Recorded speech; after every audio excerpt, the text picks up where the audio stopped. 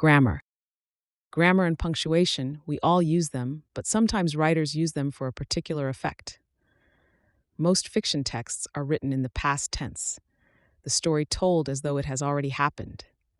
Some nonfiction text, such as newspaper articles, are written in the past tense too, whereas some might use the present tense. Let's have a look at an example. The situation is desperate. Persuasive texts often use the present tense. By describing events as happening right now, the writer makes their text sound more urgent. Some nonfiction texts, especially recipes and instructions, might use the imperative form of the verb. Let's have a look at an example. Sieve the flour and cocoa powder and add the sugar. This is the imperative. It is a command. The writer is telling the reader exactly what to do.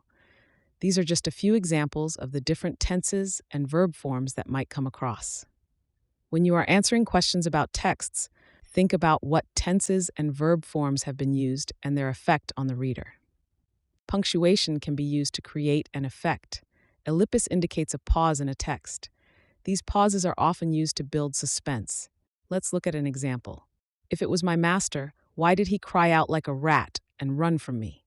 I have served him long enough. And then the man paused and passed his hand over his face. Dr. Jekyll and Mr. Hyde by Robert Louis Stevenson. The ellipsis shows that the character stops talking midway through a sentence.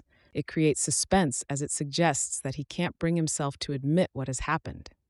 Exclamation marks can indicate different emotions, like anger or surprise. They can also make the tone of a text more emotional or lighthearted. Let's have a look at an example. I never meant you, Mina. It was all the others, not Yao, Anita and me, by Mira Xiao. The character is pleading with Mina. The exclamation marks show how strongly he feels. Another form of punctuation is bullet points. Bullet points are more commonly found in nonfiction texts than fiction. They are used to lay out information in a way that's easy to read. The use of punctuation marks in poetry is important as it can have different effects, which we will talk about later in more detail in later sections.